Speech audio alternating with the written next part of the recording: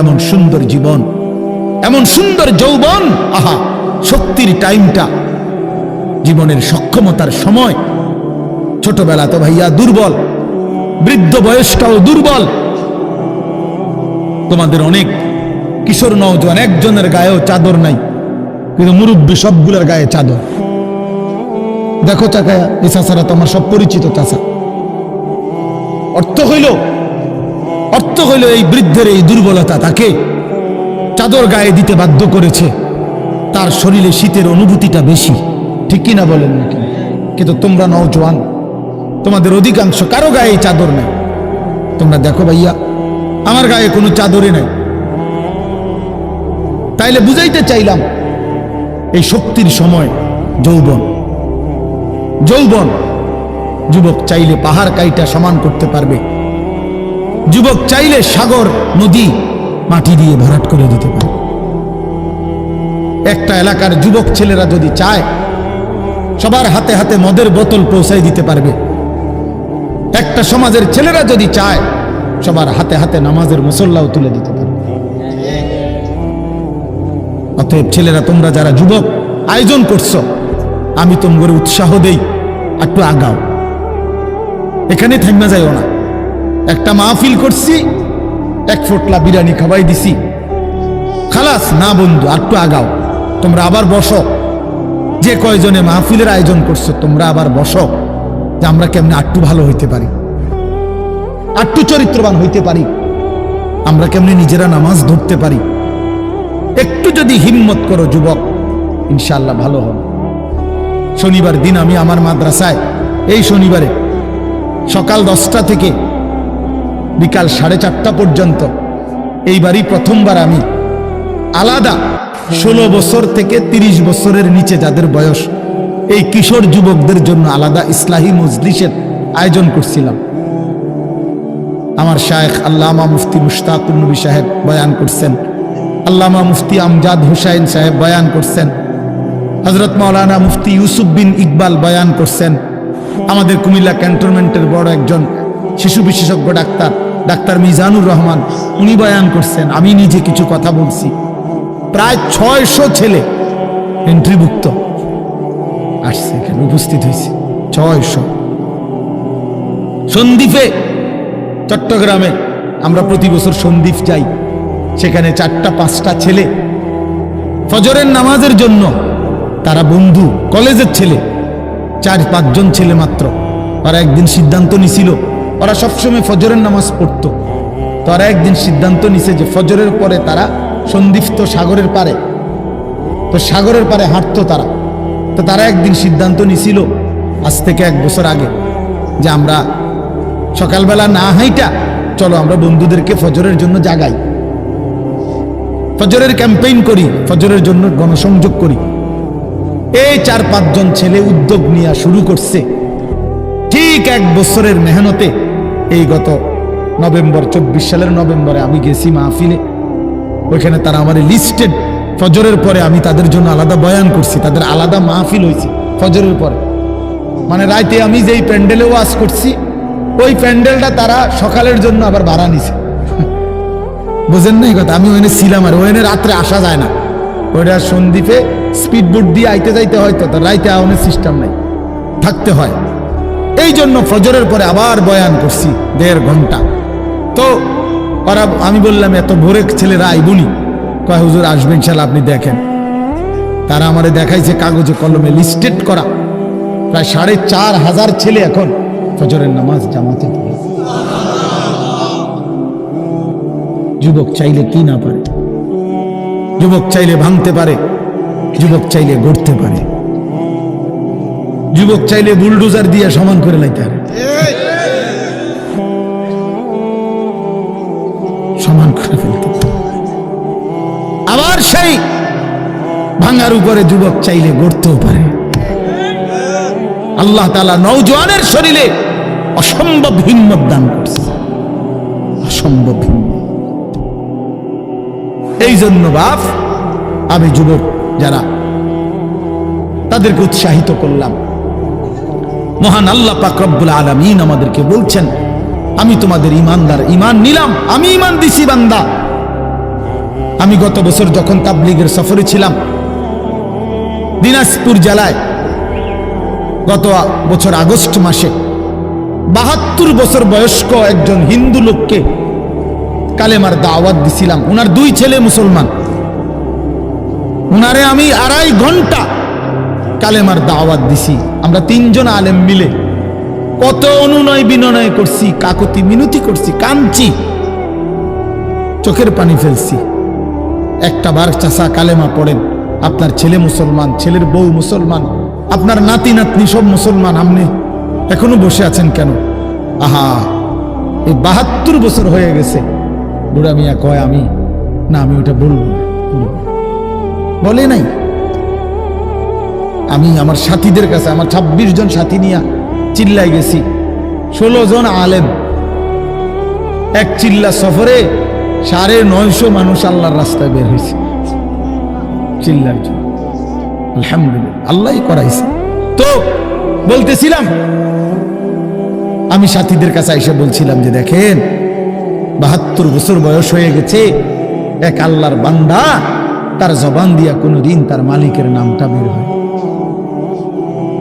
আমারে আপনারে আল্লাহ তাআলা কত বড় তৌফিক দিছে যে আমরা কত হাজারবার, লক্ষবার কালেমা লা ইলাহা ইল্লাল্লাহ মুহাম্মাদুর রাসূলুল্লাহ এটা যে আমরা পড়তে পারি, পড়তে পারছি, এই সৌভাগ্যের কৃতজ্ঞতা কি?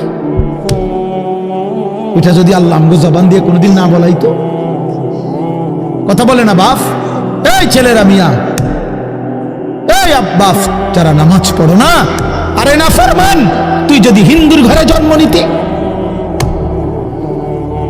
তুই যদি ইহুদির ঘরে জন্ম নিতি, তুই যদি খ্রিস্টানের ঘরে জন্ম নিতি, বেটা কি হতো জীবন?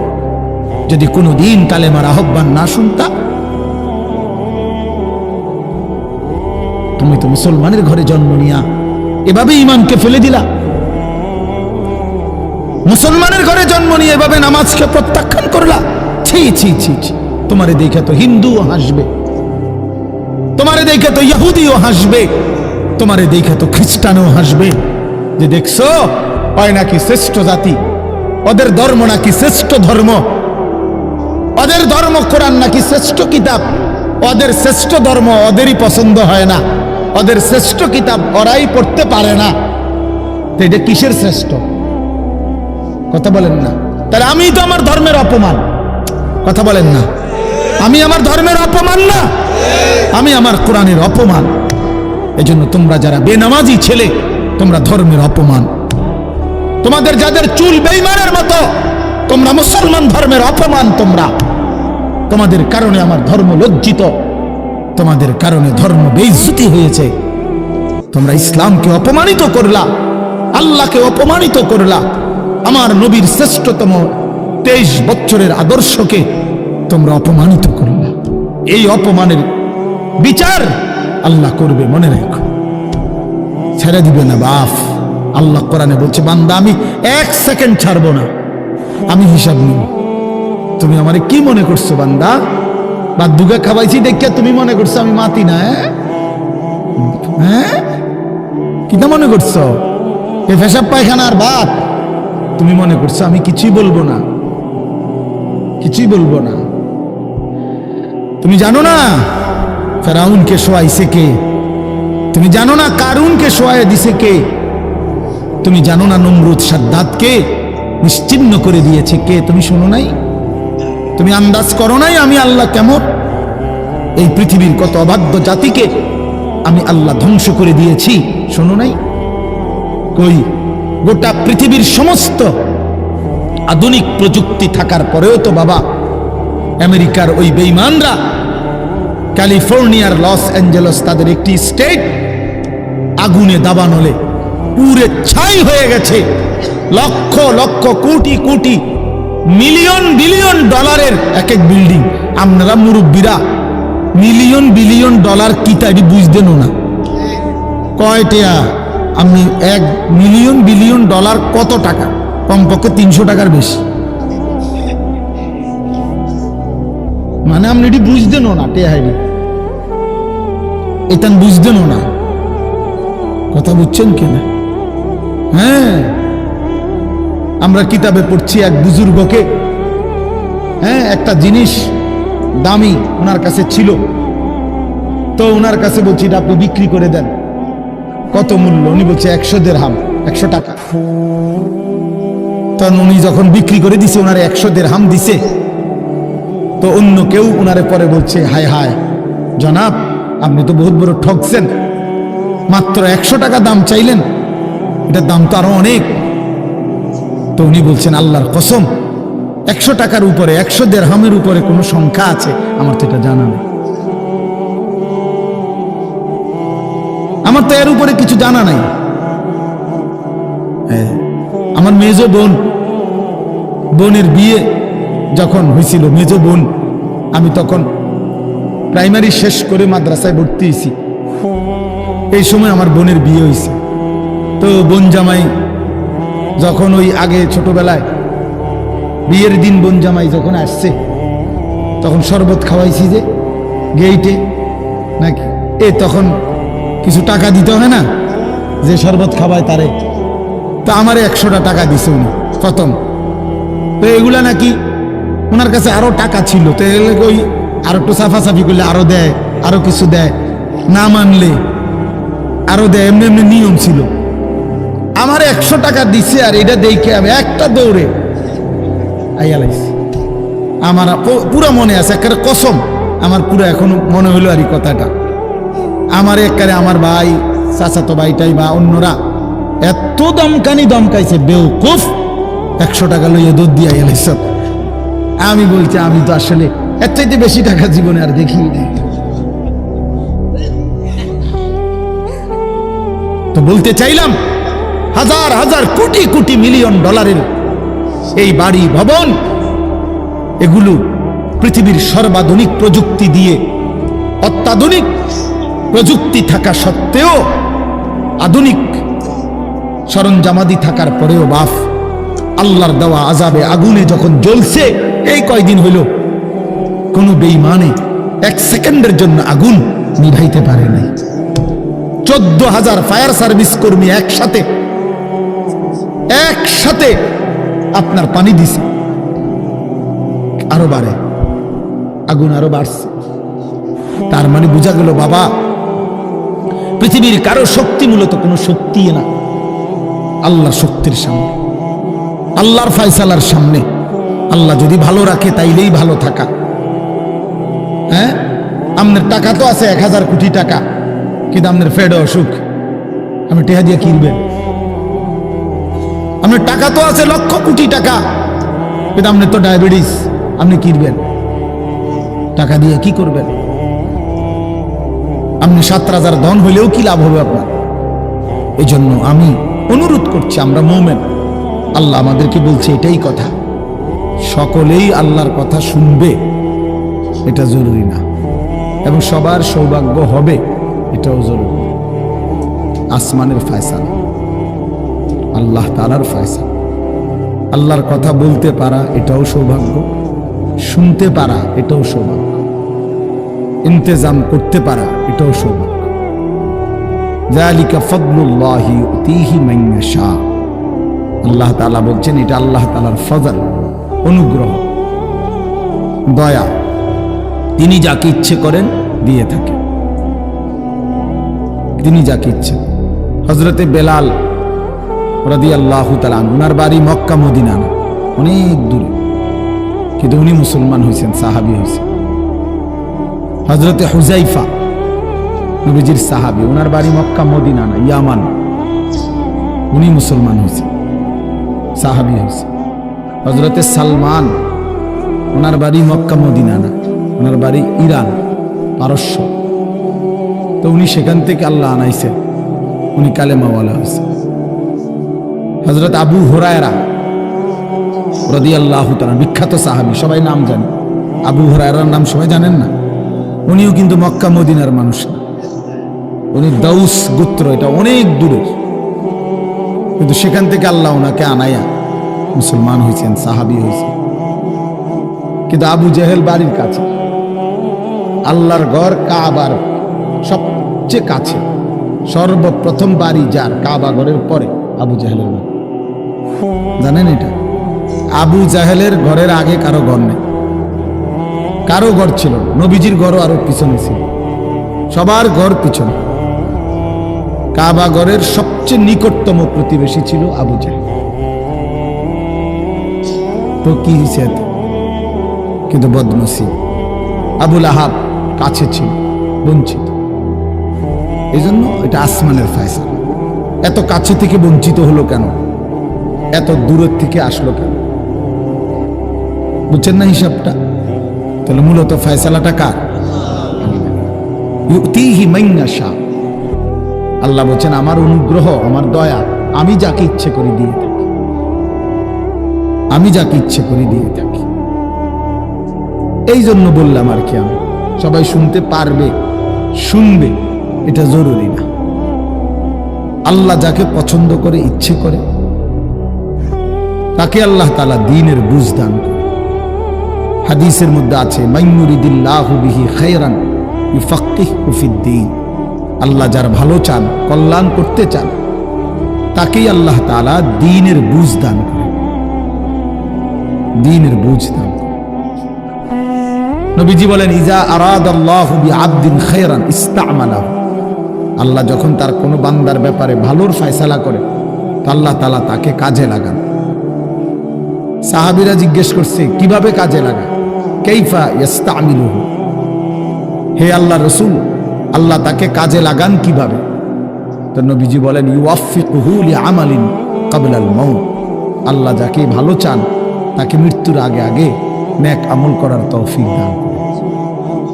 এটাই তারে কাজে লাগাইছে যে ঠিক আছে তোমারে দিয়ে আমি আমার সিজদা দেওয়া, তোমারে দিয়ে আমি আমার ঘরের খেদমত নেব, তোমারে দিয়ে আমি আমার কোরআনের খেদমত নেব। আল্লাহ তাকে আমলের তৌফিক দিয়ে থাকেন। তাইলে এই জন্য বললাম, এটা সব সময় মনে রাখবে, আল্লাহর দেওয়া তৌফিক ছাড়া বান্দা নামাজ পড়তে পারে না। বাত আল্লাহ সবাইকে খাওয়ায়, সেজদা আল্লাহ সবাইকে দিয়ে দেওয়ায় না। দুনিয়ার প্রয়োজন আল্লাহ সকলের প্রয়োজন পূরণ করে। জন্তু জানোয়ার, কুকুর বিড়াল, সাপ বিচ্ছু, কাফের মুশরিক বেঈমান নাস্তিক মুরতাদ, এদের সকলের দুনিয়াবি প্রয়োজন আল্লাহ পূরণ করে। এই খানা পিনা, পেশাব পায়খানা, হ্যাঁ জরুরত, এগুলো তো আল্লাহ তাআলা জন্তু জানোয়ারেরও পূরণ করে। কিন্তু সেজদা, আল্লাহর গোলামি, আল্লাহর ইবাদত সবাইকে দিয়ে আল্লাহ করায় না। আল্লাহ যাকে পছন্দ করে, ইচ্ছে করে, তাকেই আল্লাহ তাআলা তার দ্বীনের জন্য কাজে লাগায়, আল্লাহর ইবাদতের তৌফিক দান করে। এই জন্য এটা সবসময় মনে রাখতে হবে। নবী সাল্লাল্লাহু আলাইহি ওয়াসাল্লাম দোয়া করতেন যে আল্লাহ আমার ইবাদত, আপনার ইবাদত সুন্দরভাবে করার জন্য আপনি আমার সাহায্য করেন। আপনি সাহায্য না করলে হবে না, আপনি তৌফিক না দিলে হবে না। আল্লাহুম্মা লা মানিআ লিমা আ'তাইত।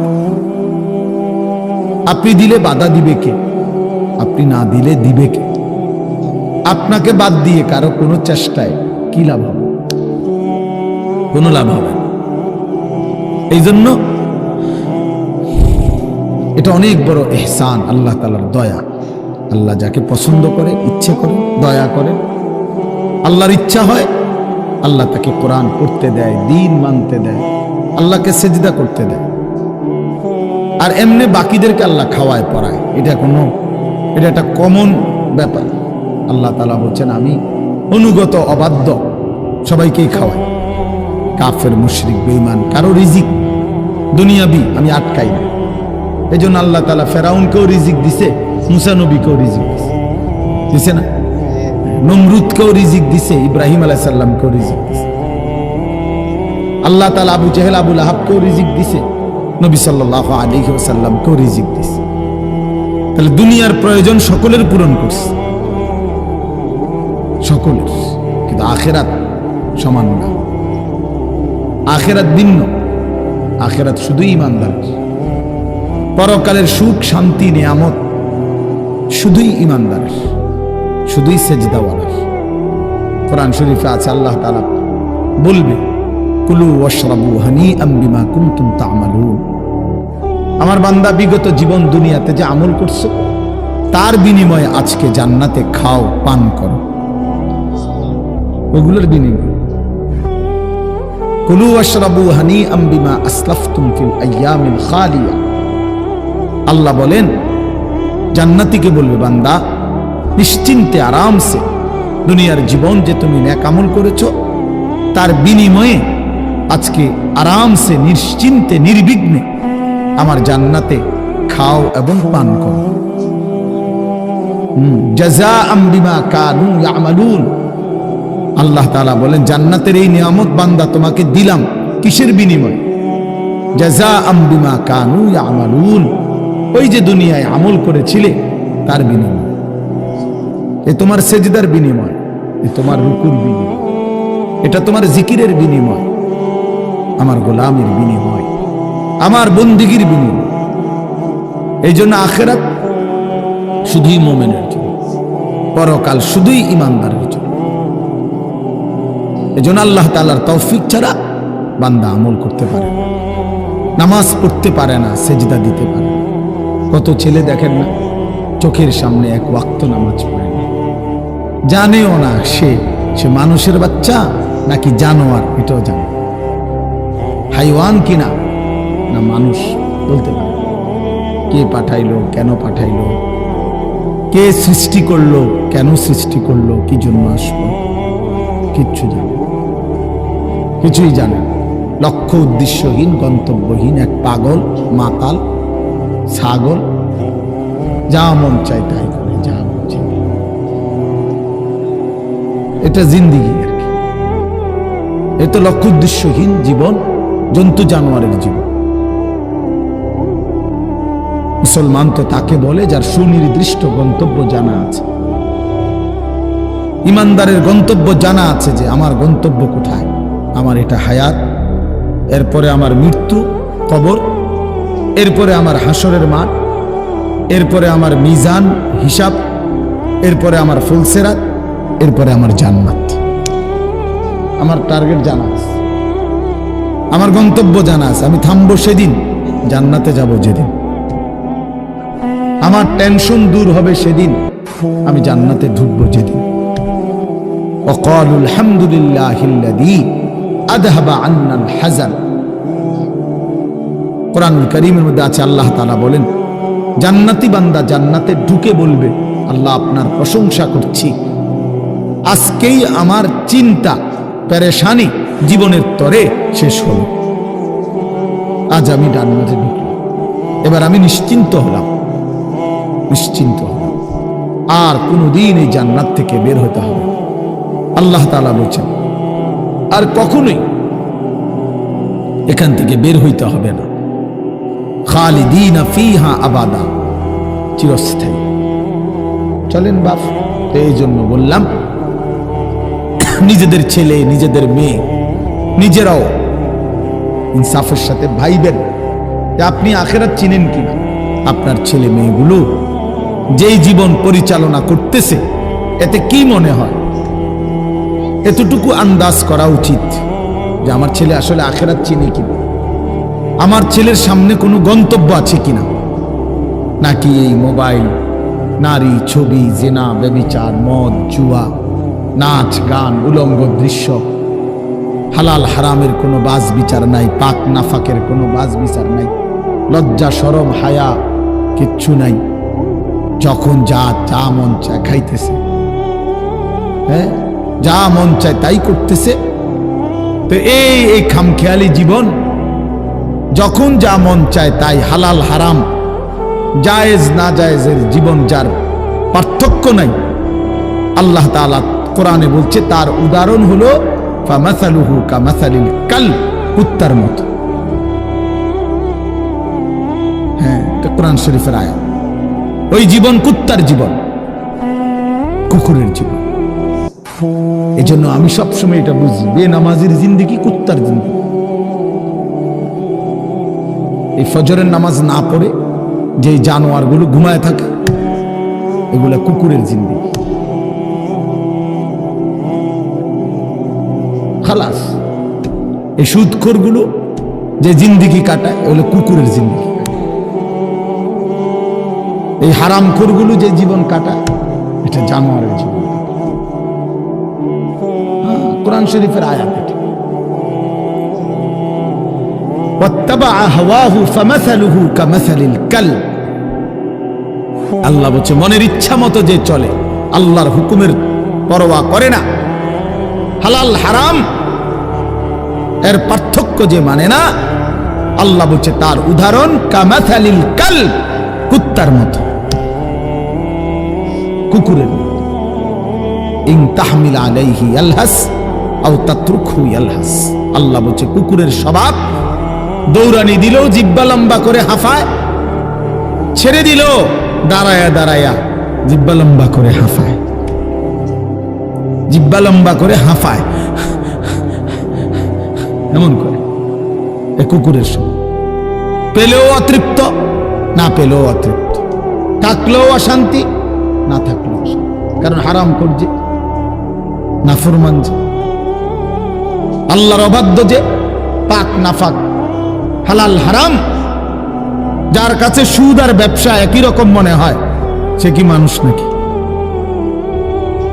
যার কাছে আপন বউ পরের মহিলা সমান মনে হয়, নিজের বউও দেখে, মানুষের বেডিও দেখে, তো তার কাছে কি কোনো হালাল হারামের পার্থক্য আছে কি? তো সে জানোয়ার না তো জানোয়ার কি? সে জানোয়ার না তো জানোয়ারটা কে? তাই বলে, ইনসাফের কথা বলে, নাহলে বিচারে কোন কি কয়? এজন্য এটা সবসময় মনে রাখবেন, জওয়ান হন আর বুড়া হন, আমি হই আর আপনি হন, হালাল হারামের পার্থক্য যার মধ্যে নাই, কুকুরের মধ্যে কোনো হালাল হারামের পার্থক্য নাই, কুকুরের মধ্যে পাক নাফাকের কিছু নেই, কারণ যেহেতু সে জানোয়ার। কিন্তু মানুষ যে ইনসান, তার সৃষ্টিগত সত্তার মধ্যে হালাল হারামের অনুভূতি থাকতে হবে। মুসলমান তাকেই বলবে যার মধ্যে জায়েজ না জায়েজের পার্থক্য আছে, হালাল হারামের অনুভূতি আছে, পাক নাফাকের অনুভূতি আছে। কোরআনুল কারীমে আল্লাহ তাআলা এটা বলছেন। এজন্য নবীজি বলছেন আল হালালু বাইয়িন ওয়াল হারামু বাইয়িন। যেটা হালাল এটা স্পষ্ট, যেটা হারাম এটাও স্পষ্ট। নবীজি বলেন আমি অন্ধকারে রেখে যাই নাই উম্মতকে, একটা সেকেন্ডের জন্য আমি আমার উম্মতকে আড়ালে রেখে যাই নাই, সবকিছু আমি স্পষ্ট বলেছি। হালাল গুলোও পরিষ্কার করে দিছি, হারাম যা তাও স্পষ্ট করে দিয়েছি। 24 ঘন্টার যাবতীয় কর্মকাণ্ড আমি আল্লাহ স্পষ্ট করে দিয়েছি। ওই দেখেন ওই অপদার্থ ছেলেটার দিকে দেখেন, এক নজরে মোবাইলের দিকে তাকায় রয়েছে, কারে বলে কি ওয়াজ করে হের কোনো খবর। এটা ধরে রাখছে মোবাইল, এক নজর একদিকে হালা। এবার ওয়াজ হয়, কারে বলে কি বলে, আমার এত কিছু দরকার, আমি আর আমার মোবাইল। এই জিন্দেগি, এই ছেলে পেলেদের আকসারের জীবন। 24 ঘন্টা পৃথিবীতে তার একটাই জিনিস, সেটা হলো একটা মোবাইল। এটাই তার মা, এটাই তার বাবা, এটাই তার আত্মীয়, এটাই তার স্বজন। মোবাইলেই হাসে, মোবাইলেই কাঁদে, মোবাইলেই আবেগ, মোবাইলেই অনুভূতি, সব কিছু জীবনের মোবাইলটা। কোত্থেকে আসলো, কে বানাইলো, কে সৃষ্টি করলো, কেন পাঠাইলো, কে আমারে বানাইলো, আমি কোত্থেকে আসলাম, কেন রাত হয়, কেন দিন হয়, আমার কোনো দায়িত্ব আছে কিনা আমার আল্লাহর পক্ষ থেকে, কিচ্ছুর কোনো সামান্যতম বুঝ বুদ্ধি আকল দিমাগ কিচ্ছু। 365 দিন, এক বছরে কোনো দিন নামাজ পড়ে না, তারও কিছু মনে পড়ে না, কেউ তারে মনে করাইও দেয় না। কই তার বাপ কেডা, তার মা কি, কেউ একটু বলেও না যে কিরে বাপ তুমি যে এক ওয়াক্ত নামাজ পড়ো না, তুমি মুসলমানের বাচ্চা হইলা কেন, তুমি মানুষের বাচ্চা হইলা কেন। তার মা একটাবার বলে না, মায়ে কেমন, সন্তানই কেমন। আমার খুব আফসোস লাগে, এটা খুব আফসোস লাগে। মাঝে মাঝে মনটা চায় যে কি আসলে কি মুসলমান এত পাষাণ হইল কেমন? বাপে কেমন, সন্তানেই কেমন, মাই কেমন, মেয়েটাই কেমন। কেউ পর্দা করেন, মাও বেপর্দা, মেয়েও বেপর্দা।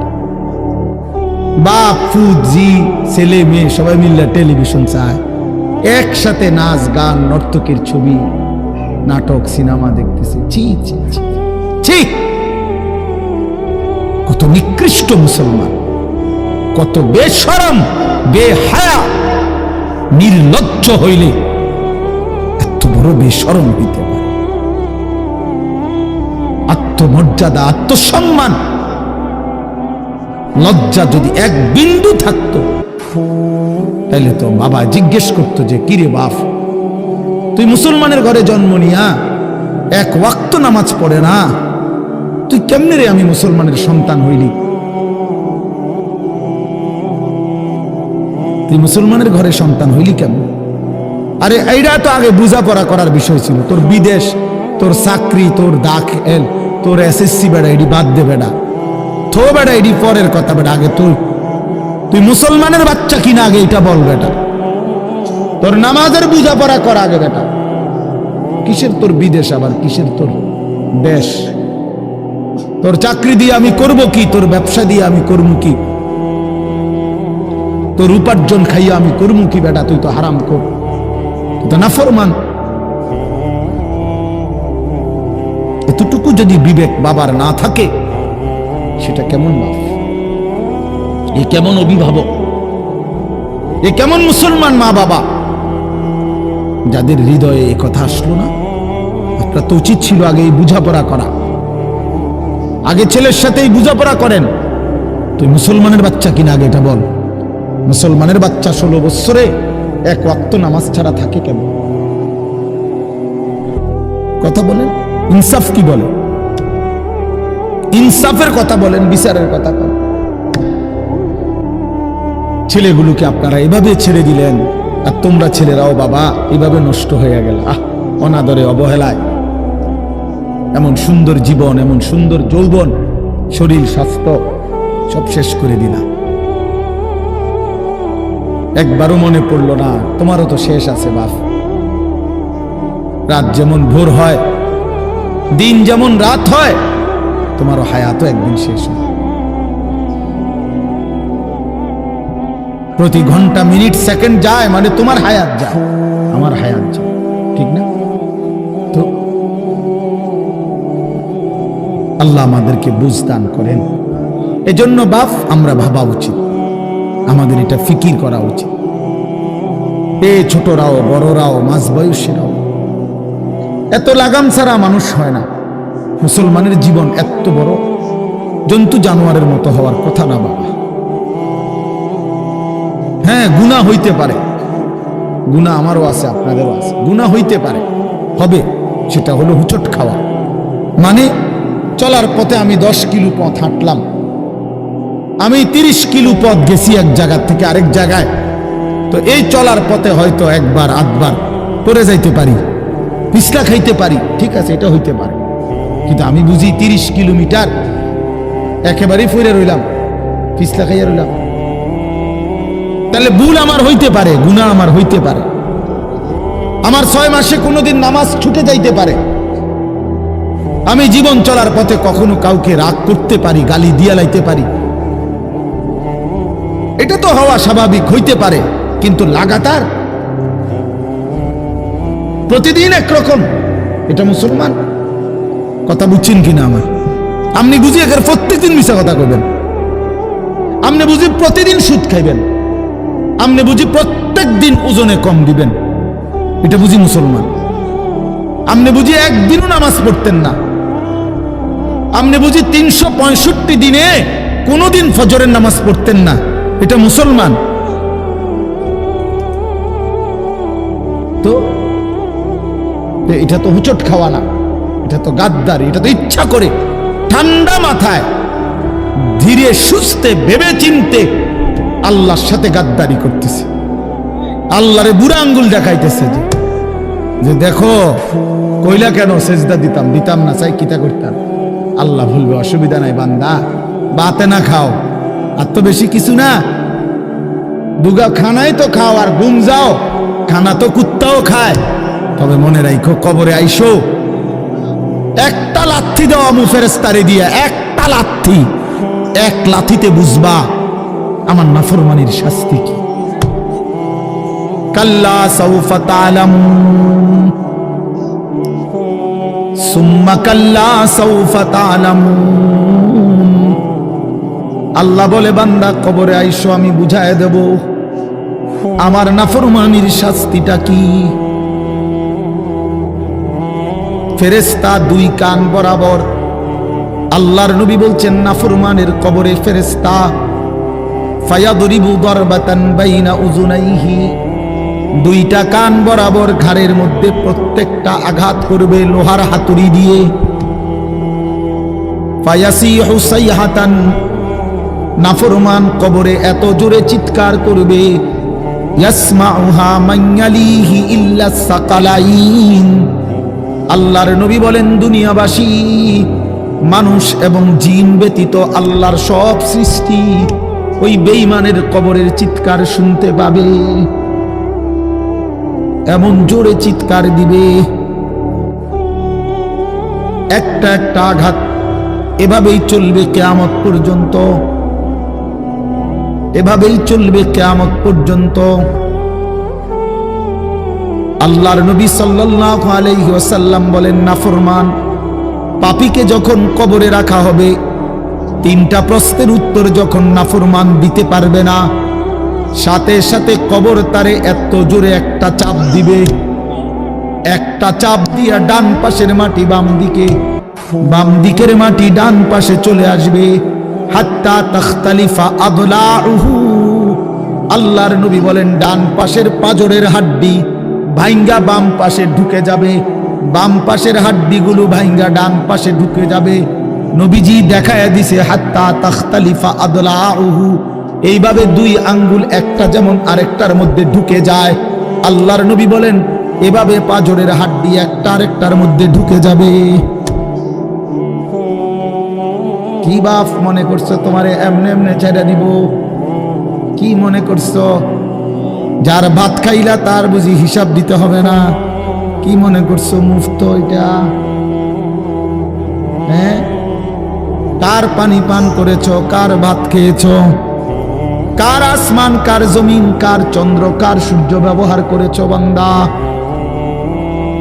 কার এটা? তোমার আব্বার? শরীরটা তোমার বাপের নি, চোখ নাক কান তো তোমার আল্লাহর।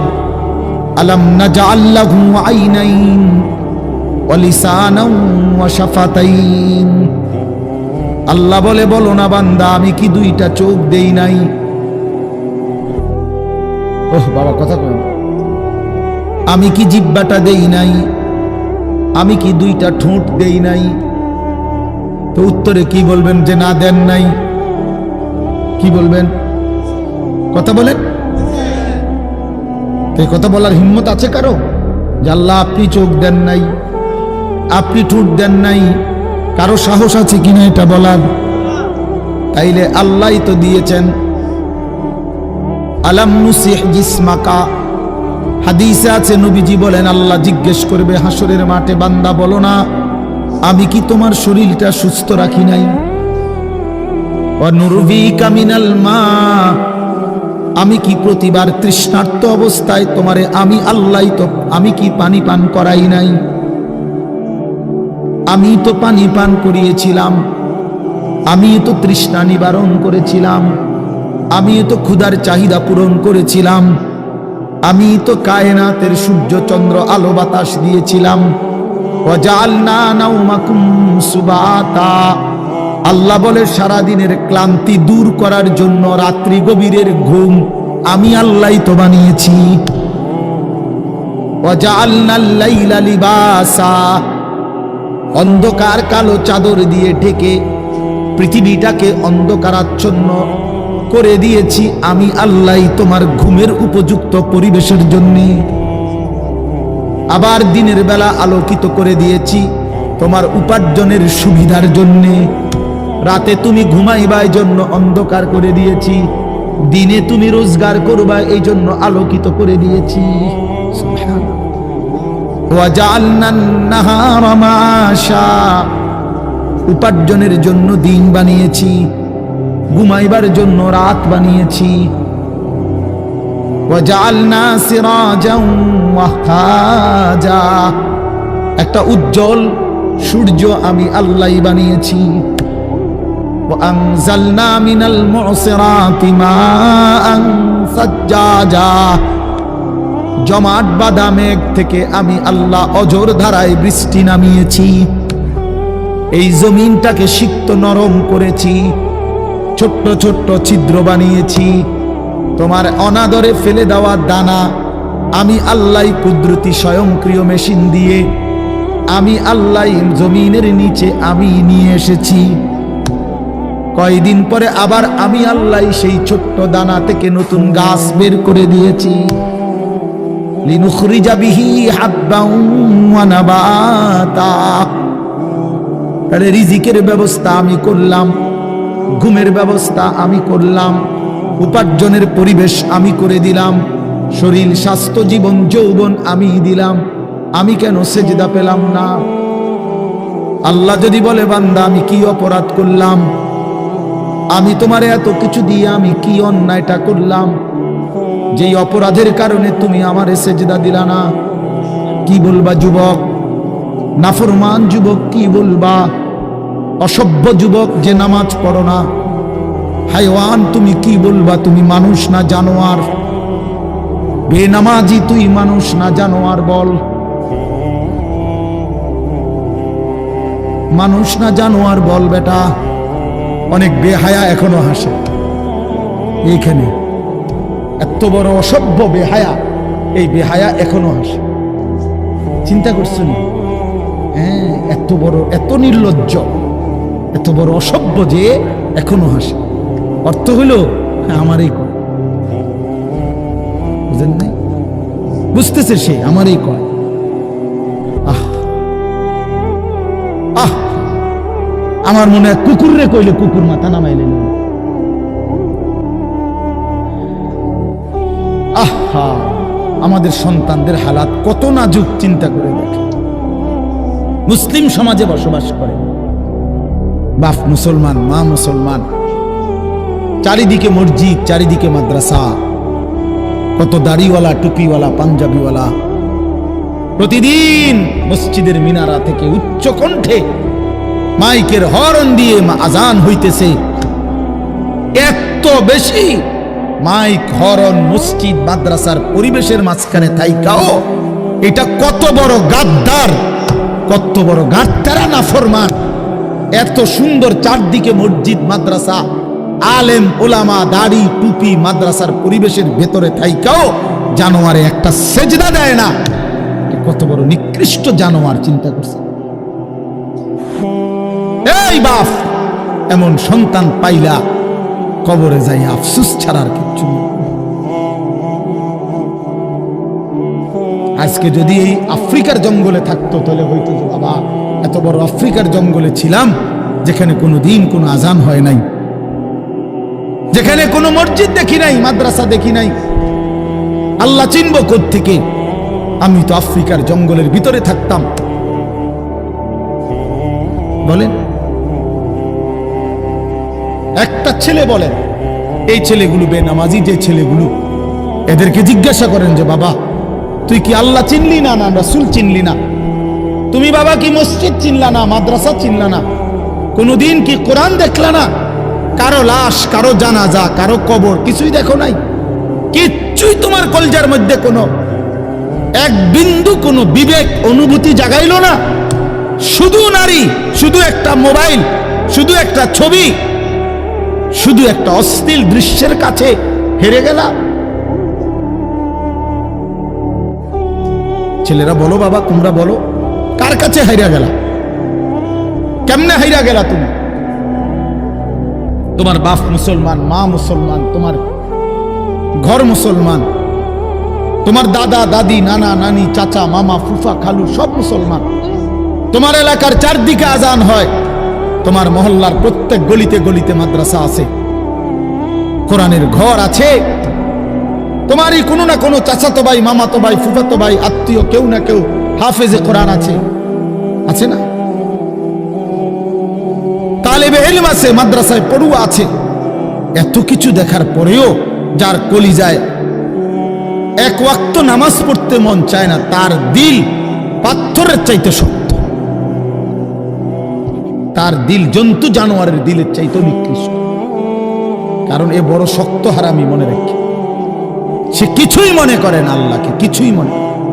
এত মসজিদ মাদ্রাসা, এত নামাজ রোজার এত চিহ্ন দেখাও আমি কিছুই বিশ্বাস করি না। আমি বিশ্বাস করি আমার জীবন হলো মোবাইল, আমার জীবন হলো নারী, আমার জীবনের অর্থ হলো ছবি, আমার জিন্দিগির মাকসাদ হলো উলঙ্গ ছবি দেখা, নর্তকী দেখা, জিনা ব্যভিচারের দৃশ্য দেখা, মদের আড্ডা, জুয়ার আড্ডা, নারীর আড্ডা, কোন অশ্লীল মেয়ের পিছনে জীবনটা শেষ করে দেওয়া, খালাস।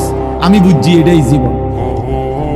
কিসের মসজিদ, কিসের মাদ্রাসা, কিসের আল্লাহ, কিসের রাসূল, আমি এগুলা বুঝি না। এতটা উল্টে গেল কেন? এত বড় লানত হলো কেন বলেন বাবা? অতএব আপনাদের কাছে অনুরোধ করলাম, আপনারা আপনাদের বিবেককে নিয়ে ভাবেন।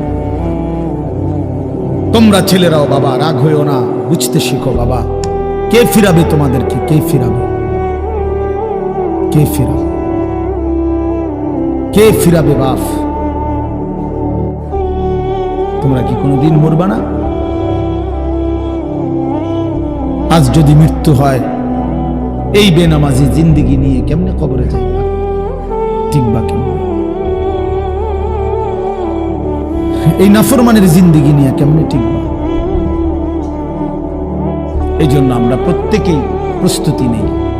যদি ভাবতে শিখি, বুঝি, সামান্য অনুভূতি জাগে, তাহলে এই অনুভূতিটাকে কাজে লাগাবার, একটা জনের গুনাহ মাফ করে নতুন করে নিজেকে আল্লাহর ইবাদত, ঈমান, আমলের দ্বারা সজ্জিত করার একটা শ্রেষ্ঠতম সিজন, মৌসুম আসতেছে, সেটা হলো মাহে রমজান। মাহে রমজান বড় বেশি সুযোগ আসতেছে। আল্লাহ যদি দয়া করে হায়াত দেয়, তো পিছনের সব গুনাহ মাফ করিয়ে নতুন সাজে নিজেকে সজ্জিত করার, আখিরাতের রঙে রঙিন করার, জান্নাতের রঙে নিজেকে গড়ে তোলার এক শ্রেষ্ঠতম মাস মাহে রমজান। রমজান মানে অন্য কিছু, রমজান মানে ভিন্ন কিছু। রমজান মাসে মানে নিজেকে বদলানোর মাস, রমজান মানে নিজেকে পরিবর্তনের মাস, রমজান মানে নিজেকে আখিরাতের রঙে রঙিন করার মাস, রমজান মানে আল্লাহ তাআলার মহব্বতে, রাসূলুল্লাহ সাল্লাল্লাহু আলাইহি ওয়াসাল্লামের মহব্বতে ডুবে যাওয়ার মাস। এটা আমাদের সামনে। আল্লাহ আমাদের জন্য রমজানের হায়াত ভিক্ষা দান করেন। আল্লাহ যেন আমাদের সকলকে রমজান পর্যন্ত পৌঁছিয়ে দেন। এই আয়াত দেখেন, আল্লাহ তাআলা বলছেন, ইয়া আইয়ুহাল্লাযীনা আমানু, হে ঈমানদারগণ, কুতিবা আলাইকুমুস সিয়াম, তোমাদের উপরে রোজা ফরজ করা হলো, কামা কুতিবা আলাল্লাযীনা মিন ক্বাবলিকুম, যেমনটা ফরজ করা হয়েছিল তোমাদের পূর্ববর্তীগণের উপর, মানে পূর্বের ঈমানদার উম্মতদের উপর। কেন ফরজ করা হলো রোজা? উদ্দেশ্য কি? আমি আল্লাহর, লাআল্লাকুম তাত্তাকুন, যেন তোমরা মুত্তাকি হতে পারো, মুত্তাকি হইতে পারো, আল্লাহ ভীরু হইতে পারো। আর মুত্তাকি হলে কি লাভ হবে? উইদ্দাত লিল মুত্তাকিন, আল্লাহ বলে জান্নাত বানানোই হয়েছে মুত্তাকিদের জন্য। মুত্তাকি হবে তো জান্নাতি হবে, জান্নাতি হবে। এই আয়াতটার অল্প একটু কথা, আমি এই আয়াতটাই পড়ছি সূরা বাকারার 183 নম্বর আয়াত, দ্বিতীয় পারা, দ্বিতীয় সূরা। এটার উপর আর একটু কথা বললে আমার কথা শেষ। আমরা আমাদের যদি পরিবর্তন চাই, পরিবর্তনের সুযোগ মাহে রমজান। আমরা যদি আখিরাত সাজাইতে চাই, আমাদের জন্য শ্রেষ্ঠ সুযোগ মাহে রমজান। আমরা যদি ঘুরে দাঁড়াইতে চাই, আমাদের জন্য শ্রেষ্ঠ সুযোগ মাহে রমজান। মাহে রমজান, আল্লাহ নাফরমানির এই জিন্দিগি আমি ছেড়ে দেব, আপনার রঙে রঙিন হব, তাইলে শ্রেষ্ঠতম সুযোগ মাহে রমজান। মাহে রমজানের মধ্যে অসম্ভব শক্তি আছে, মাহে রমজানের মধ্যে অসম্ভব পাওয়ার আছে। আল্লাহ বলছে, রমজানে বান্দা আইসো আমার কাছে, রাত দিন 24 ঘন্টা আমি আল্লাহ জাহান্নাম থেকে মুক্তি দিতে থাকব। ও তাখা উমিনান নার, জাহান্নাম থেকে মুক্তি দেব, সারা রাত মুক্তি দেব, সারা দিন মুক্তি দেব। রমজানের প্রতি ঘন্টা, প্রতি মিনিট, প্রতি সেকেন্ড হীরা মণি মুক্তা জহরতের চাইতেও কোটি গুণ বেশি দাম, কোটি গুণ বেশি দাম। আল্লাহ তাআলা সেই মহিমান্বিত রমজান আমাদের সামনে আনতেছেন। আর মাত্র 18-19 দিনও বাকি নাই। এই অল্প কয়টা দিন বাবা, আমাদের উচিত রমজানের জন্য অধীর আগ্রহে মহব্বতের সাথে আল্লাহর কাছে হায়াত ভিক্ষা চাওয়া, যে আল্লাহ এত কাছে আইনা মৃত্যু দিয়েন না, কবরে নিয়েন না, আর কয়টা দিন হায়াত দেন, রমজান পর্যন্ত পৌঁছিয়ে দেন। আল্লাহুম্মা বারিক লানা ফি রাজাব ওয়া শাবান ওয়া বাল্লিগনা রমাদান। আল্লাহ তাআলা বলেন, ইয়া আইয়ুহাল্লাযীনা আমানু। দেখেন এই একটি আয়াতে আল্লাহ 4টা কথা বলছে। একটা হলো হে ঈমানদারগণ, 2 নাম্বার হলো তোমাদের উপরে রোজা ফরজ করা হলো, 3 নাম্বার হলো যেমনটা ফরজ করা হয়েছিল পূর্ববর্তীদের উপরে, 4 নাম্বার হলো যেন তোমরা মুত্তাকি হতে পারো। কয়টা কথা হলো? এই 4টা কথার আমি 4টা আলগা সংক্ষিপ্ত একটু ব্যাখ্যা বলি। 1 নাম্বার হলো হে ঈমানদারগণ, এটা আল্লাহ আমাদেরকে ডাক দিয়েছেন। তাফসীরের মধ্যে আছে আদম আলাইহিস সালাম থেকে নিয়ে আমাদের নবী পর্যন্ত, ইতিপূর্বে আমাদের নবীর আগে যত নবী পৃথিবীতে আল্লাহ পাঠাইছেন, ওই নবীদের উপরে যারা ঈমান আনছিল, ওই নবীদের আমলে তাদের কাউকে কোনোদিন আল্লাহ তাআলা এই শব্দ দিয়ে হে ঈমানদারগণ, ইয়া আইয়ুহাল্লাযীনা আমানু বলে ডাক দেন নাই। আগে সর্বপ্রথম আমাদের নবী, আখিরি নবী, আল্লাহর বন্ধু, আমাদের নবীর ভালোবাসায় আল্লাহ তাআলা বলছে, বন্ধু বিগত কোন নবীর ঈমানদার উম্মতকে আমি যেই শব্দে ডাকি নাই, এই প্রথম আপনার ভালোবাসায় আপনার ঈমানদার উম্মতকে আমি ইয়া আইয়ুহাল্লাযীনা আমানু এই নতুন শব্দে ডাক দিলাম। হে ঈমানদারগণ, হে ঈমানদার, তোমরা আমার। তাফসীর ইবনে কাসিরের মধ্যে আছে, যে ঈমানদার সে আল্লাহর বন্ধু, যে মুমিন সে কার বন্ধু? আল্লাহর বন্ধু। আল্লাহর বন্ধু, মুমিনের বন্ধু আল্লাহ, আল্লাহর বন্ধু মুমিন, আল্লাহর বন্ধু মুমিন। এই জন্য তাফসীরে লিখছে হে ঈমানদারগণ, এই কথার আরেকটা তরজমা এটা, হে আমার বন্ধুগণ। আল্লাহ যেন ডাক দিয়া বলছে, হে আমার বন্ধুগণ, তোমরা আমার বন্ধু, তোমরা আমার। আমি বানাইছি বহু জনেরে, তোমরা বানাইছি আমার জন্য, আমার জন্য। তোমরা আমার, তোমরা আমারে মেনে নিয়েছ, তোমরা আমার কালেমা পড়েছ, তোমরা আমার রাসূলকে মেনে নিয়েছ, অতএব তোমরা আমার। তোমাদের কালেমা লা ইলাহা ইল্লাল্লাহ মুহাম্মাদুর রাসূলুল্লাহ, এটা আমি গ্রহণ করলাম, গ্রহণ করে আমি নিলাম। এই জন্যই আমি তোমাদেরকে ডাক দিই। তুমি বলছো আমি এনে ভর্তি হমু, ওই যে আমারে মোহাম্মদে বলছে, তার ছোট ভাই হাফেজ মুশাররফ কয় আমার আজকে বললো যে হুজুর ভর্তি করামু আপনার মাদ্রাসায়, তো কি কোন সময় আমু, ফরম নিয়ম কানুন কি? আমি এত কথা তোমার দরকার কি? হাতে ভর্তি হইব সারছে তো আর কি। তার মানে আমি বলতে চাইছি তারে কি বুঝাইলাম, তোমার এত নিয়ম কানুনের দরকার কি? আমি তারে নিলাম, খালাস, আমি ভর্তি নিলাম। তাইলে অর্থ হইল আল্লাহ তাআলা বলছেন, বান্দা তোমার কালেমা আমি নিলাম, তোমার ঈমান আমি নিলাম, এজন্য আমি তোমারে মুমিন বলে ডাক দিলাম। আল্লাহ কাউকে নিজের করে ডাক দেওয়া, খোদার কসম, এটা তার জীবনের সবচেয়ে বড় পাওয়া। যদি দিল থাকতো তাইলে আমরা বুঝতাম। এক এমপি সাহেব যদি কারো নাম নেয়, এক মন্ত্রী সাহেব কারো নাম নেয়, আর তারে যদি কেউ আইয়া কয় আজকে তো মন্ত্রী সাহেবের কাছে গেছিলাম আর উনি তোমার নাম নিছে, তোমার কথা ভালো কইছে, বাবা হেতে বেটা তো মানে ঠ্যাঙালগি দিয়ে আটতে লাগবে। হ্যাঁ বাইতাইয়া ঘরে বেড়ে কথাবার্তা সাবধান কও, আগের মতো নাই, যেরুম মনে করছে এরুম না। কি কিছে মন্ত্রী সাহেব আজকেও আমার নাম রয়েছে, জিঙ্গাও মানে সে এটাকে খুব গৌরবের মনে করবে, ঠিক কিনা বলেন না কেন? সবার কাছে ঘুরে ঘুরে বলার চেষ্টা করবে আমি কিন্তু মন্ত্রীর পরিচিত।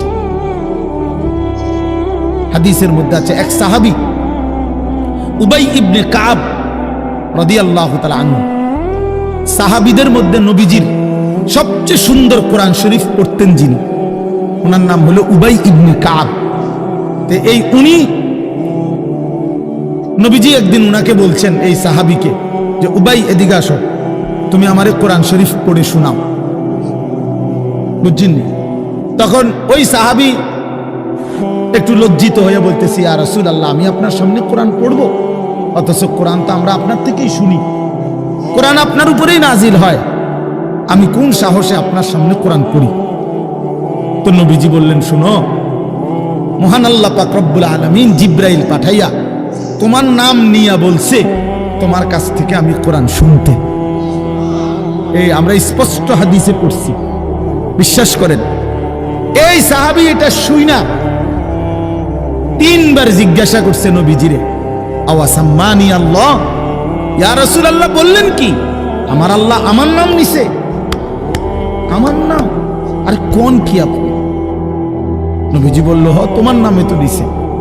উনি আবার জিজ্ঞাসা করছে, ইয়া রাসূলুল্লাহ সত্যি বলছেন আমার নাম নিয়েছেন আল্লাহ? বলছে, হ তোমার নাম। আবার জিজ্ঞাসা করছেন, হাদিসের স্পষ্ট শব্দ আছে ফাবাকা। 3 বারের পরে এই সাহাবী খুশিতে আনন্দে চিৎকার করে কাঁদতে শুরু করছে আর বলতেছি, ইয়া রাসূলুল্লাহ, এক গোলামের কি পরিমাণ সৌভাগ্য, তার মুনিব তার নাম নিয়েছে। তা আমরা আমাদের কালেমার কি পরিমাণ সৌভাগ্য, আমরা একবার বলেছি কালেমা, আল্লাহ আমাদেরকে ডাক দিছে, ইয়া আইয়ুহাল্লাযীনা আমানু, হে আমার কালেমা ওয়ালারা, তোমরা আমার, তোমরা আমার, আমি তোমাদের ঈমান নিলাম, আমি তোমাদেরকে ডাক দিলাম। এক মুমিনের কি পরিমাণ খুশি হওয়া উচিত আপনি শুনেন। 29 নম্বর পারায় একটা সূরা আছে, সূরা মুরসালাত।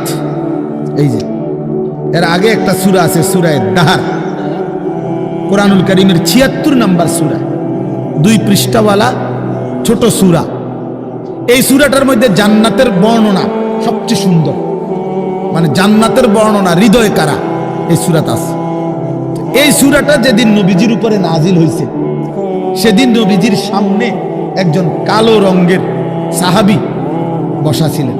ওয়া ইনদাহু রাজুলুন আসওয়াদ, কালো একজন রঙের সাহাবী বসা ছিল, উনি বসা ছিলেন।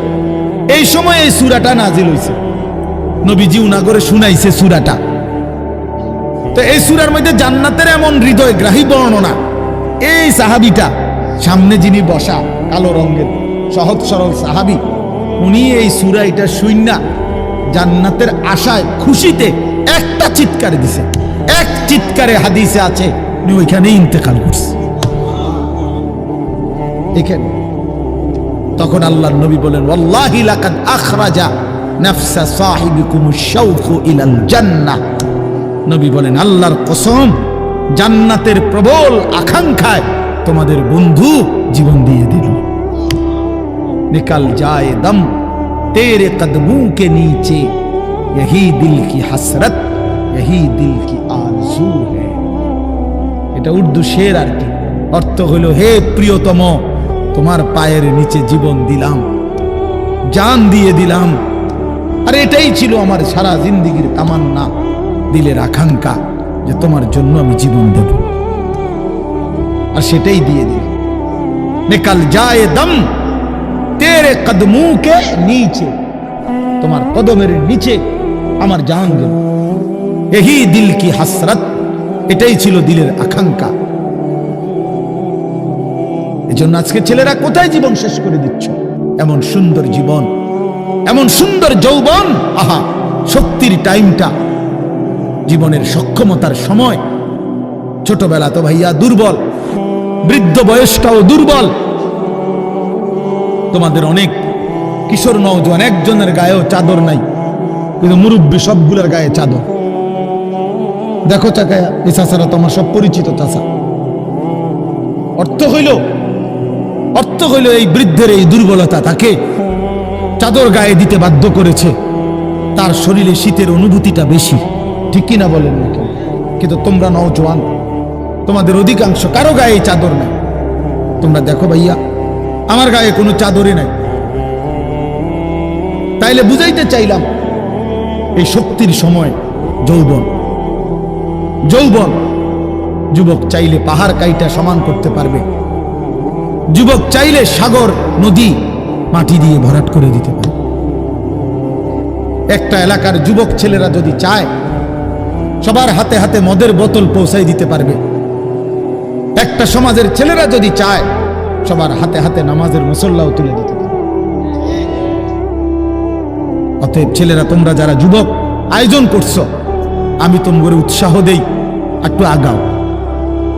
এখানে থাইমা যাইও না। একটা মাহফিল করছি, এক ফোটলা বিরিয়ানি খাওয়াই দিছি, খালাস না বন্ধু, একটু আগাও। তোমরা আবার বসো, যে কয়জনে মাহফিলের আয়োজন করছো, তোমরা আবার বসো যে আমরা কেমনে আটটু ভালো হইতে পারি, আটটু চরিত্রবান হইতে পারি, আমরা কেমনে নিজেরা নামাজ ধরতে পারি। একটু যদি হিম্মত করো যুবক, ইনশাআল্লাহ ভালো হবে। শনিবার দিন আমি আমার মাদ্রাসায়, এই শনিবারে সকাল 10টা থেকে বিকাল 4:30 পর্যন্ত, এইবারই প্রথমবার আমি আলাদা 16 বছর থেকে 30 বছরের নিচে যাদের বয়স, এই কিশোর যুবকদের জন্য আলাদা ইসলাহি মজলিসের আয়োজন করছিলাম। আমার শায়েখ আল্লামা মুফতি মুশতাকুর নবী সাহেব বয়ান করছেন, আল্লামা মুফতি আমজাদ হুসাইন সাহেব বয়ান করছেন, হযরত মাওলানা মুফতি ইউসুফ বিন ইকবাল বয়ান করছেন, আমাদের কুমিল্লা ক্যান্টনমেন্টের বড় একজন শিশু বিশেষজ্ঞ ডাক্তার মিজানুর রহমান, উনি বয়ান করছেন, আমি নিজে কিছু কথা বলছি। প্রায় 600 ছেলে এন্ট্রিভুক্ত আসছে, উপস্থিত হয়েছে 600। সন্দ্বীপে, চট্টগ্রামে আমরা প্রতি বছর সন্দ্বীপ যাই, সেখানে 4টা-5টা ছেলে ফজরের নামাজের জন্য, তারা বন্ধু, কলেজের ছেলে, 4-5 জন ছেলে মাত্র। ওরা একদিন সিদ্ধান্ত নিছিল, ওরা সবসময় ফজরের নামাজ পড়তো, তো ওরা একদিন সিদ্ধান্ত নিছে যে ফজরের পরে তারা সন্দ্বীপ তো সাগরের পারে, তো সাগরের পারে হাঁটতো তারা। তো তারা একদিন সিদ্ধান্ত নিছিল আজ থেকে 1 বছর আগে, যে আমরা সকালবেলা না হাইটা চলো আমরা বন্ধুদেরকে ফজরের জন্য জাগাই, ফজরের ক্যাম্পেইন করি, ফজরের জন্য গণসংযোগ করি। এই 4-5 জন ছেলে উদ্যোগ নিয়ে শুরু করছে। ঠিক 1 বছরের মেহনতে এই গত নভেম্বর, 24 সালের নভেম্বরে আমি গেছি মাহফিলে, ওইখানে তারা আমার লিস্টেড। ফজরের পরে আমি তাদের জন্য আলাদা বয়ান করছি, তাদের আলাদা মাহফিল হয়েছে ফজরের পরে। মানে রাতে আমি যেই প্যান্ডেলে ওয়াজ করছি, ওই প্যান্ডেলটা তারা সকালের জন্য আবার ভাড়া নিছে। বুঝেন না এই কথা? আমি ওখানে ছিলাম, আর ওখানে রাত্রে আসা যায় না, ওইটা সন্দ্বীপে স্পিড বোট দিয়ে আইতে যাইতে হয়, তো রাইতে আওয়ানোর সিস্টেম নেই, থাকতে হয়। এই জন্য ফজরের পরে আবার বয়ান করছি 1.5 ঘন্টা। তো ওরা, আমি বললাম এত ভোরে ছেলেরা আইবুনি, কয় হুজুর আসবে ইনশাল্লাহ, আপনি দেখেন। তারা আমারে দেখাইছে কাগজে কলমে লিস্টেড করা প্রায় 4,500 ছেলে এখন ফজরের নামাজ জামাতে। যুবক চাইলে কি না পারে, যুবক চাইলে ভাঙতে পারে, যুবক চাইলে গড়তে পারে, যুবক চাইলে বুলডোজার দিয়ে সমান করে লাইতে পারে, সমান করে ফেলতে। আবার সেই ভাঙার উপরে যুবক চাইলে গড়তেও পারে। আল্লাহ তাআলা নওজোয়ানের শরীরে অসম্ভব হিম্মত দান করছে, অসম্ভব হিম্মত। এই জন্য বাপ, আমি যুবক যারা, তাদেরকে উৎসাহিত করলাম। মহান আল্লাহ পাক রব্বুল আলামিন আমাদেরকে বলছেন, আমি তোমাদের ইমানদার, ইমান নিলাম, আমি ইমান দিছি বান্দা। আমি গত বছর যখন তাবলীগের সফরে ছিলাম দিনাজপুর জেলায়, গত বছর আগস্ট মাসে 72 বছর বয়স্ক একজন হিন্দু লোককে কালেমার দাওয়াত দিছিলাম। ওনার 2 ছেলে মুসলমান। ওনারে আমি 2.5 ঘন্টা কালেমার দাওয়াত দিছি।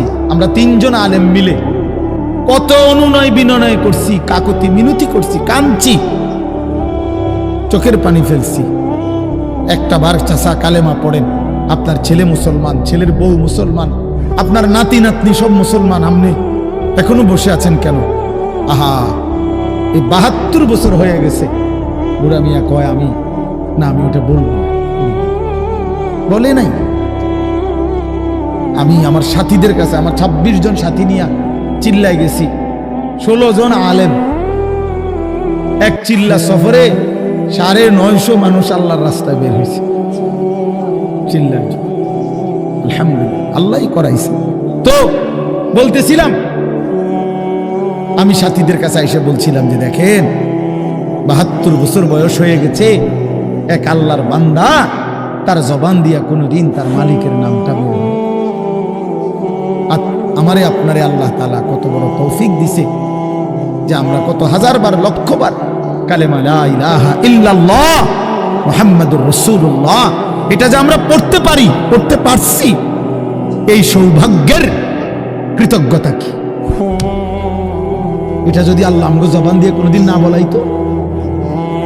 কথা বলে না বাপ, এই ছেলেরা মিয়া, এই আব্বাস যারা নামাজ পড়ো না, আরে না ফরমান, তুই যদি হিন্দুর ঘরে জন্ম নিতি, তুই যদি ইহুদির ঘরে জন্ম নিতি, তুই যদি খ্রিস্টানের ঘরে জন্ম নিতি, বেটা কি হতো জীবন যদি কোনোদিন কালেমার আহ্বান না শুনতা? তুমি তো মুসলমানের ঘরে জন্ম নিয়া এভাবে ইমানকে ফেলে দিলা। মুসলমানের ঘরে জন্ম নিয়ে এভাবে নামাজকে প্রত্যাখ্যান করলা। ছি ছি ছি ছি, তোমারে দেখে তো হিন্দুও হাসবে, তোমারে দেখে তো ইহুদিও হাসবে, তোমারে দেখে তো খ্রিস্টানও হাসবে, যে দেখছো হয় নাকি শ্রেষ্ঠ জাতি, ওদের ধর্ম নাকি শ্রেষ্ঠ ধর্ম, ওদের ধর্ম কোরআন নাকি শ্রেষ্ঠ কিতাব, ওদের শ্রেষ্ঠ ধর্ম ওদেরই পছন্দ হয় না, ওদের শ্রেষ্ঠ কিতাব ওরাই পড়তে পারে না। তো এটা কিসের শ্রেষ্ঠ? কথা বলেন না। তাহলে আমি তো আমার ধর্মের অপমান। কথা বলেন না, আমি আমার ধর্মের অপমান না, আমি আমার কোরআনের অপমান।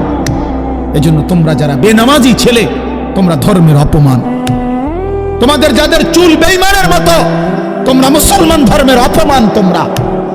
তোমাদের কারণে আমার ধর্ম লজ্জিত, তোমাদের কারণে ধর্ম বেইজ্জতি হয়েছে। তোমরা ইসলামকে অপমানিত করলা, আল্লাহকে অপমানিত করলা, আমার নবীর শ্রেষ্ঠতম 23 বছরের আদর্শকে তোমরা অপমানিত করলা।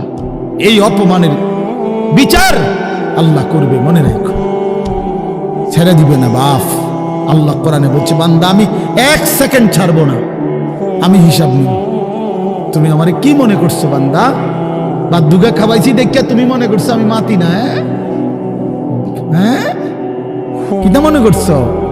এ পেশাব পায়খানার ভাত তুমি মনে করছো আমি কিছুই বলবো না, কিছুই বলবো না। তুমি জানো না ফেরাউনকে শোয়াইছে কে? তুমি জানো না কারুনকে শোয়ায় দিছে কে? তুমি জানো না নমরুদ সাদ্দাতকে নিশ্চিহ্ন করে দিয়েছে কে? তুমি শোনো নাই? তুমি আন্দাজ করো নাই আমি আল্লাহ কেমন? এই পৃথিবীর কত অবাধ্য জাতিকে আমি আল্লাহ ধ্বংস করে দিয়েছি, শোনো নাই? ওই গোটা পৃথিবীর সমস্ত আধুনিক প্রযুক্তি থাকার পরেও তো বাবা আমেরিকার ওই বেঈমানরা, ক্যালিফোর্নিয়ার লস অ্যাঞ্জেলস তাদের একটি স্টেট আগুনে দাবানলে পুরে ছাই হয়ে গেছে। লক্ষ লক্ষ কোটি কোটি মিলিয়ন বিলিয়ন ডলারের এক এক বিল্ডিং। আপনারা মুরব্বীরা মিলিয়ন বিলিয়ন ডলার কি তাই বুঝতেন না? কয়টা? আপনি 1 মিলিয়ন বিলিয়ন ডলার কত টাকা? কমপক্ষে 300 টাকার বেশি।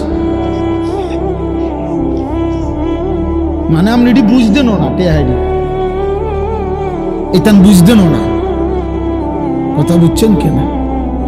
হ্যাঁ, আমরা কিতাবে পড়ছি এক বুজুর্গকে, হ্যাঁ, একটা জিনিস দামি ওনার কাছে ছিল, তো ওনার কাছে বলছি এটা আপনি বিক্রি করে দেন। কত মূল্য? উনি বলছে 100 দিরহাম, 100 টাকা। তখন উনি যখন বিক্রি করে দিছে, ওনার 100 দিরহাম দিছে। তো অন্য কেউ উনারে পরে বলছে, হায় হায় জনাব, আপনি তো বহুত বড় ঠকছেন, মাত্র 100 টাকা দাম চাইলেন, এটার দাম তো আরো অনেক। তো উনি বলছেন, আল্লাহর কসম, 100 টাকার উপরে, 100 দিরহামের উপরে কোনো সংখ্যা আছে আমার তো এটা জানা নেই, আমার তো এর উপরে কিছু জানা নাই।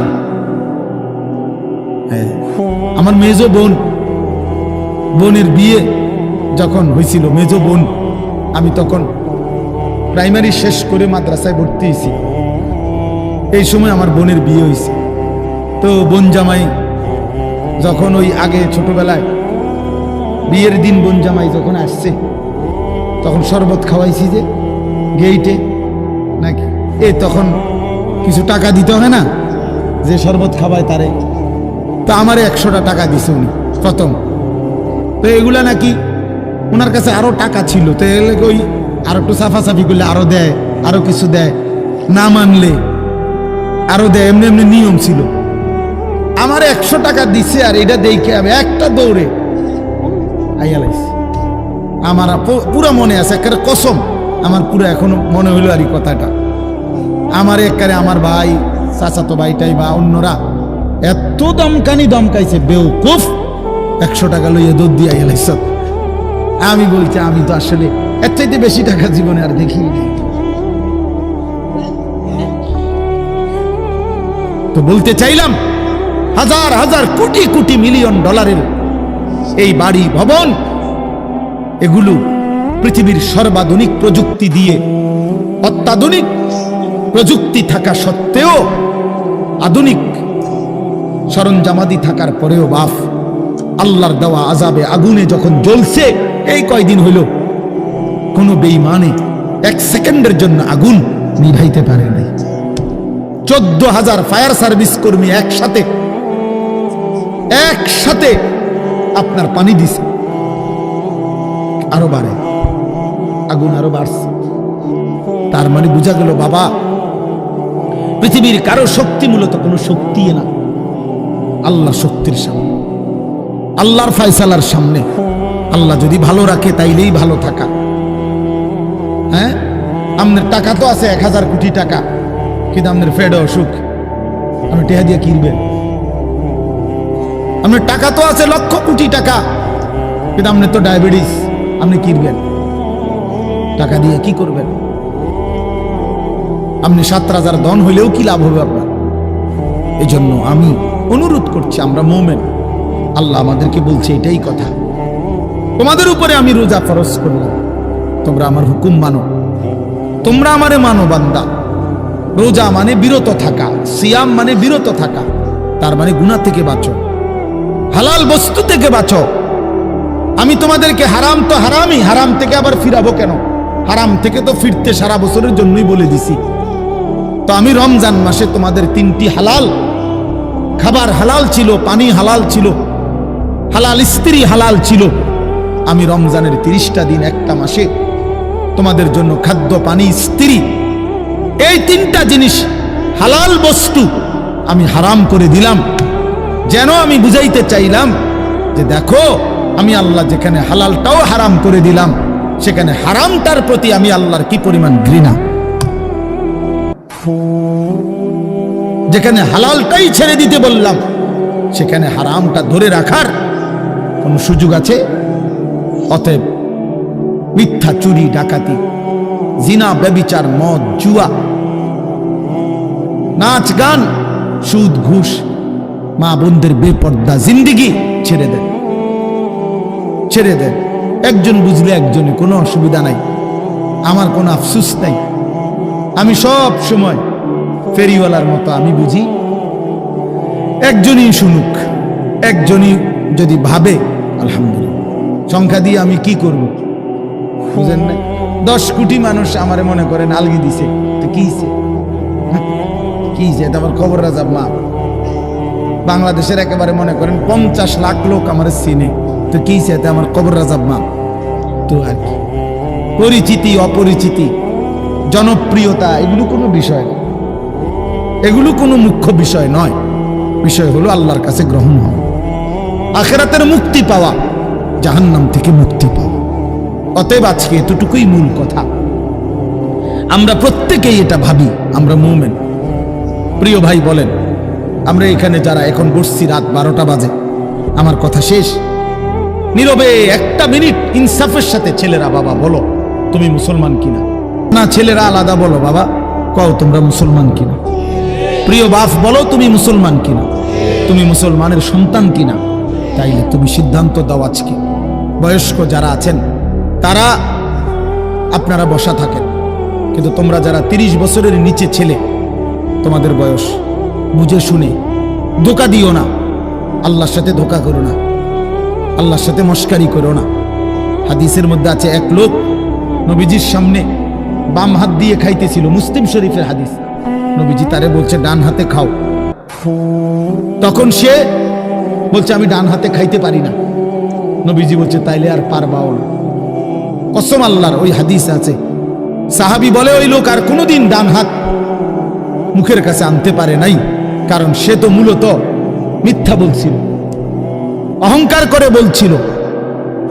এই জন্য আমি অনুরোধ করছি, তোমরা যারা 30 বছরের নিচে আছো ছেলে বাবা, তোমরা দিল থেকে বুঝে শুনে তোমরা নিয়ত করে দাঁড়াও, যে এই কথার নিয়তে দাঁড়াও, যার ভাল লাগে যে আমি ইনশাল্লাহ চেষ্টা করুম ফজর সহ 5 ওয়াক্ত নামাজ পড়তে। তুমি সিদ্ধান্ত নিয়ে বলো যে আমি চেষ্টা করব, আমি নারী ছবি, অশ্লীল দৃশ্য থেকে, মোবাইলের অশ্লীল ছবি থেকে নিজেকে বাঁচাইবার নিয়ত করলাম, সিদ্ধান্ত করলাম। আল্লাহ তৌফিক দিলেই তো পারবা, ঠিক কিনা বলেন না কেন? অতএব নিয়ত করে হিম্মতের সাথে যে আসলেই হুজুর আমি দিল থেকে বললাম, এই নিয়ত করে দাঁড়াও, যার ভাল লাগে দাঁড়াও, কোনো বাধাবাধকতা নাই, যার মন চায় দাঁড়াও, আমার কোনো জোরাজুরি নাই। বাকি তুমি দিল থেকে বলো, মন থেকে মনে নিয়ত করো, তোমার দিলে তুমি, কারণ তোমার কবর তোমার, আমার কবর আমার, তোমার ঘরে তুমি ফিরবা, আমার ঘরে আমি ফিরব। সবাই রাজি তো ইনশাআল্লাহ? আল্লাহ তাআলা তৌফিক দান করেন। বসো বাপ, আল্লাহ কবুল করে নেন। মনে করো ঠকবা না, মনে রাখো নামাজ পড়ে কেউ ঠকে না, না পড়ে ঠকে। গুনাহ ছেড়ে দিয়ে ঠকবা না, বরং গুনাহ ছেড়ে দিলে দামি হইবা ইনশাআল্লাহ। দামি হইও, নিজে দামি হবা, মনে রাখো দামি। একটা জিনিস শেষ মনে রাখো ছেলেরা, যে কোনো মূল্যে আমরা আলহামদুলিল্লাহ গোটা পৃথিবী নিয়ে আমাদেরও পড়ালেখা করা আছে, সারা পৃথিবীর হালাত আমরাও বুঝি কম বেশ। আমরা জেনারেল লাইনেও পড়ালেখা করছি, কুমিল্লা ভিক্টোরিয়া কলেজ থেকে মাস্টার্স পাস করছি, সরকারি আলিয়া মাদ্রাসা থেকে কামেল পাস করছি, কওমি মাদ্রাসা থেকে দাওরায়ে হাদিস পাস করছি। তাহলে মাটির তলে থাকি না, পৃথিবীর নিয়ে আমরাও গবেষণা ভাবি। কাজে সারা পৃথিবীর যেই পরিস্থিতি বর্তমান এবং আমাদের কোরআন সুন্নাহর যেই ভাষ্য, এই সবগুলো বিশ্বাস করো, একত্রে মিলাইলে এ কথা আমাদের কাছে একেবারে স্পষ্ট, আগামীর পৃথিবী ইসলামের পৃথিবী, আগামীর পৃথিবী কোরআনের পৃথিবী। মনে রাখো বললাম বাপ, তুমি দেখবা, তোমার হায়াতেই দেখবা ইনশাআল্লাহ। এখন যাদের বয়স এই 20, 25, 26, 28, যাদের বয়স 12, 15, তোমরা ইনশাআল্লাহ আগামীর ইসলাম দেখবা, কালেমার বিজয় দেখবা।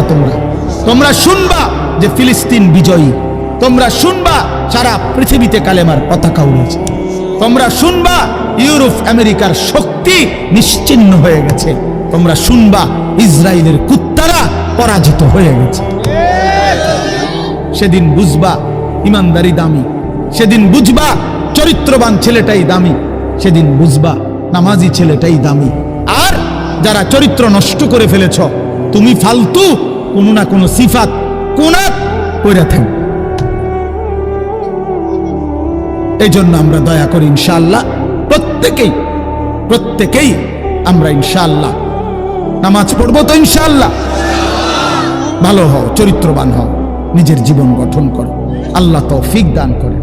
আলহামদুলিল্লাহি রাব্বিল আলামিন। আল্লাহুম্মা আনতাস সালাম ওয়া মিনকাস সালাম, তাবারাকতা ইয়া যাল জালালি ওয়াল ইকরাম। ইয়া রাব্বি লাকাল হামদু কামা ইয়ানবাগি লিজালালি ওয়াজহিক ওয়া আযীমি সুলতানিক।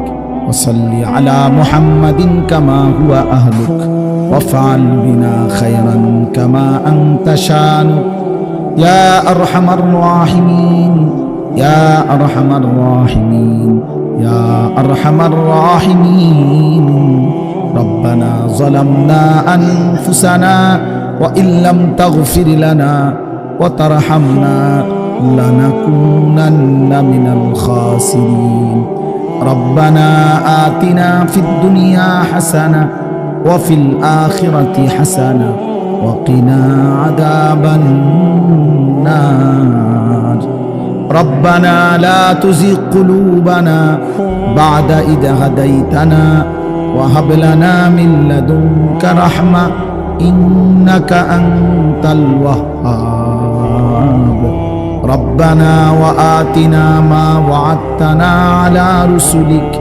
ولا تخزنا يوم القيامة إنك لا تخلف الميعاد ربنا اصرف عنا عذاب جهنم إن عذابها كان غراما إنها ساءت مستقرا ومقاما رب ارحمهما كما ربياني صغيرا رب ارحمهما كما ربياني صغيرا ربنا هب لنا من أزواجنا وذرياتنا قرة أعين واجعلنا للمتقين إماما مولاي كريم رب كريم মেহেরবান মাওলা রাত গভীরে আমরা গুনাহগার গোলাম আপনার শাহী দরবারে হাত উঠাইলাম